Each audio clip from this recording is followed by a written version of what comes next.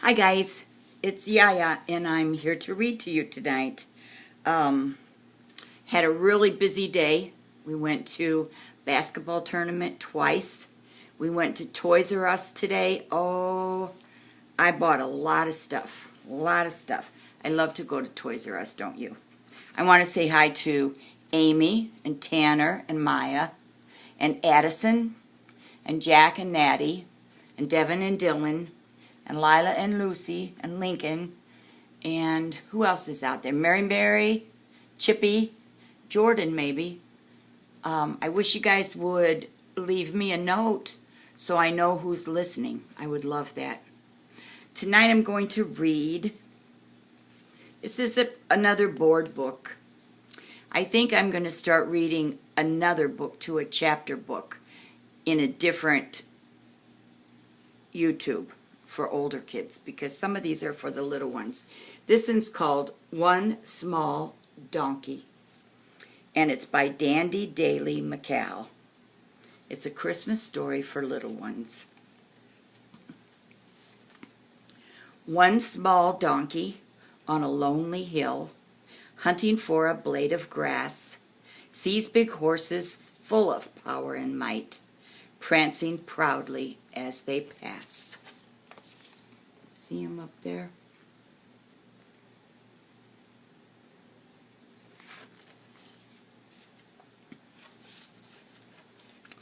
One small donkey hears his master's call. Come along, it's time to go. Donkey, rushing to his master's voice, wishes he were not so slow. Oh, it's a shepherd, see?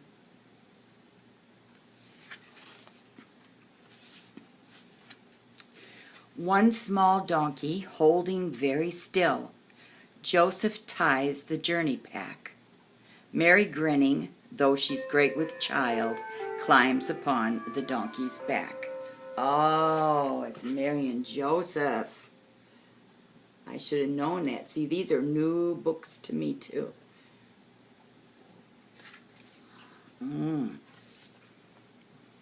One small donkey with a clip, clip, clop trots along the winding road, hurries on the trail to Bethlehem, mindful of his priceless load. I never think of Bethlehem as having all that blue something.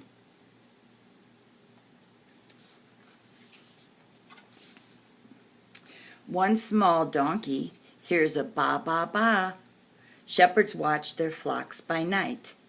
Fancy horses rear and pass them by. Up above, one star shines bright. That's the Christmas star. Do you see it? See it up there?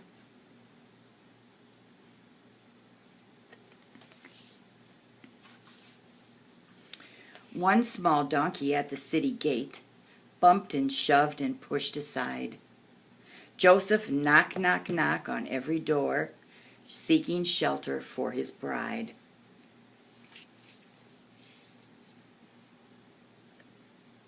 Cute little.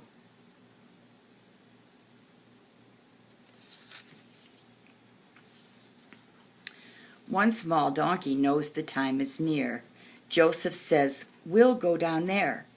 Just a stable for the soldiers' steeds, nothing but a manger bare. See, here's Mary and Joseph and one small donkey.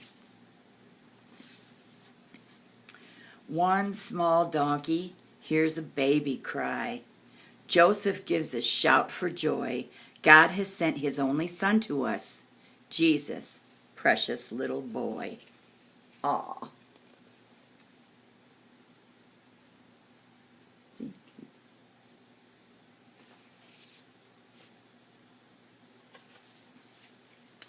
One small donkey sits and stares in awe. Shepherds bring their sheep to see. All God's creatures seem to join in praise, dropping down on bended knee. Cute.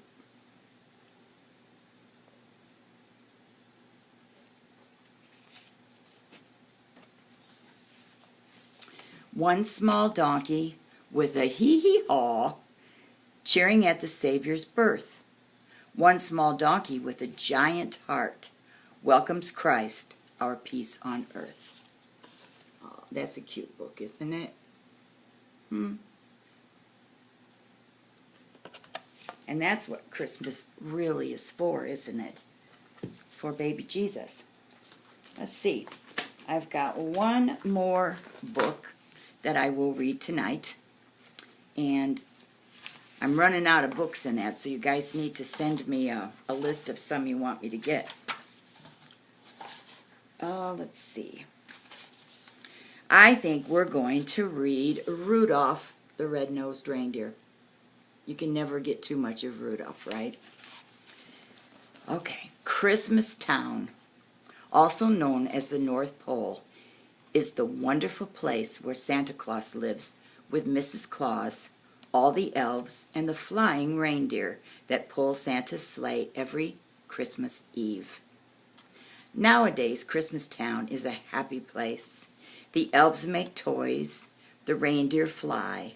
But in the old days, the old days, everyone had to watch out for the abominable snow monster. He was big and furry and hated anything having to do with Christmas. And he liked to eat reindeer. That's kind of scary. I'm going to have trouble saying abominable, so bear with me. All that started to change when Santa's lead reindeer, Donner, became a papa. "We'll call him Rudolph," said Donner, looking at his new son. Suddenly Donner and Mrs. Donner saw a bright light. "Well, he's got a shiny red nose," said Donner in surprise. "I'd even say it glows." Santa came to see the new arrival, but then he saw Rudolph's nose. "Let's hope this glowing stops if Rudolph wants to make the sleigh team," Santa said. "We can't have any shiny noses flying through the sky." So the Donners put a little cover on Rudolph's nose. Oh, poor little guy, huh? Sometimes we all get a big red nose, don't we? Soon it was time for the new fawns, that's reindeer, to go to the reindeer games. There they would be inspected by Santa, who would choose the best reindeer for his team. At first, Rudolph felt shy, but soon he met a doe named Clarice. "I think you're cute," she told Rudolph. Isn't she cute? Huh? Looks like Yaya made her a bow. The coach arrived to teach the fawns what they needed to know to be on Santa's team. "First, we'll learn to fly," he told them. "You have to get up enough speed and jump into the wind." Rudolph was so excited about his new friend that he took off with a great whoosh. He soared high over the heads of the reindeer and Santa too. Wow, look at him go. He had himself a little girlfriend there, huh? But as all the young reindeer continued to play, the cover popped off Rudolph's nose. It glowed for all to see. Uh-oh.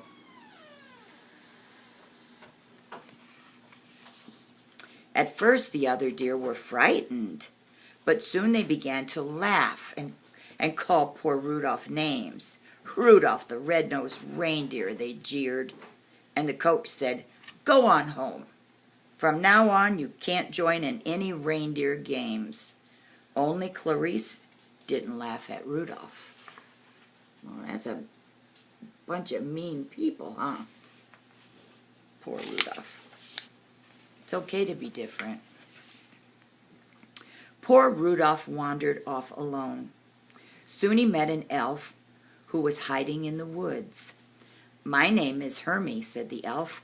"I want to be a dentist, but right now I'm just an elf who doesn't belong."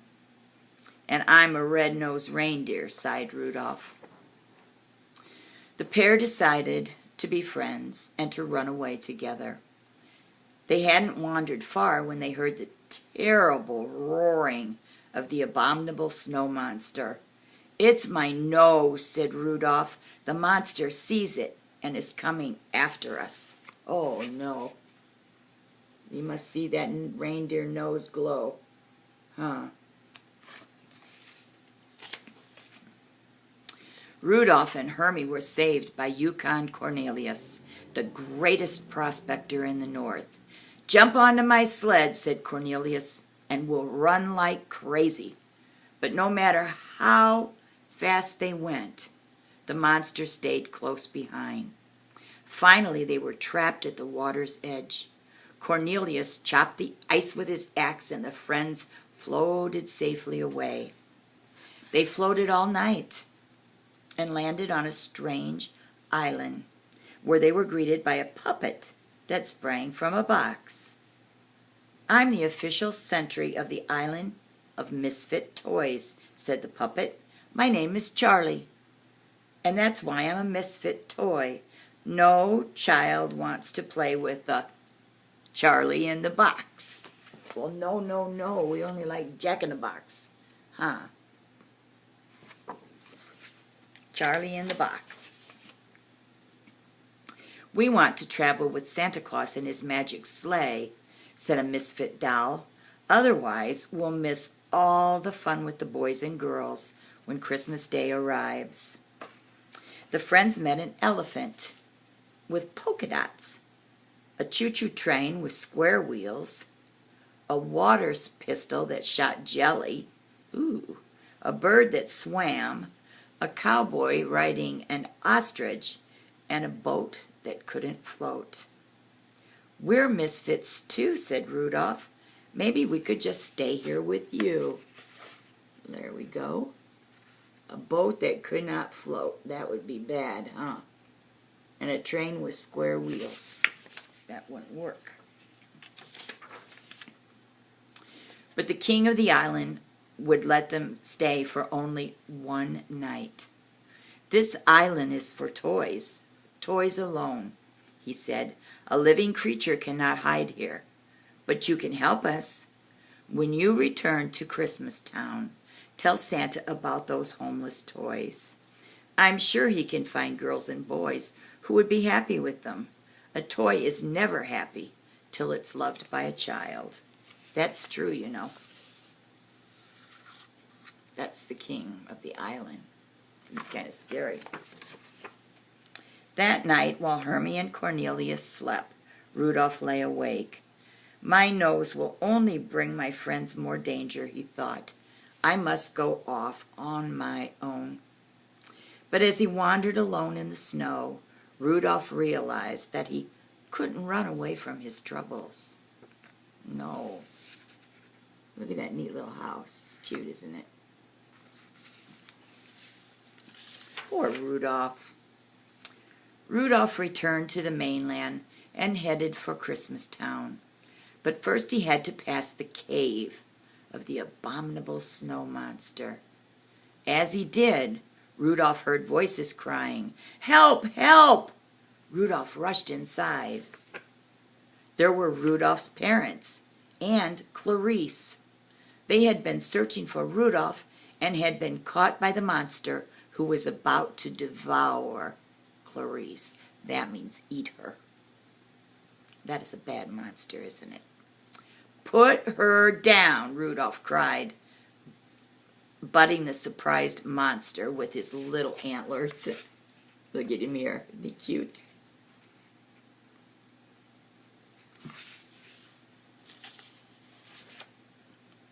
Just then, Hermie and Cornelius pulled up outside the cave. They had followed Rudolph's trail and knew he needed help. "An abominable snow monster will never pass up a pork dinner," said Cornelius. "Hermie, you sit outside the cave and oink like a pig. When the monster comes outside, watch out." Oh, he's oinking like a pig. Look at him. Oink, oink, oink. Hermie approached the mouth of the cave. "Oink, oink," he called.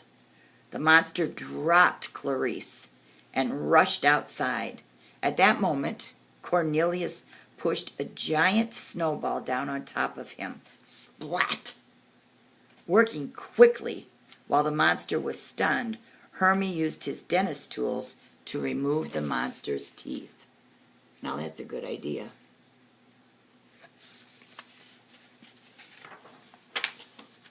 Can't chew and no teeth.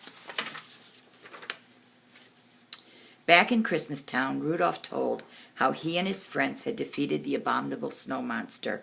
Everyone realized that misfits have their place too. Rudolph told Santa about the misfit toys. As soon as the storm lets up, I'll find homes for them. Santa promised that. Then the weather elf handed Santa his report. Santa gasped. The storm won't subside by tonight. I won't be able to see to fly my sleigh. Suddenly, a flash of light caught Santa's eyes. Rudolph, he said, what a beautiful, wonderful nose. Won't you guide my sleigh tonight? Well, I'd be honored to, said Rudolph, putting on his jingle bells.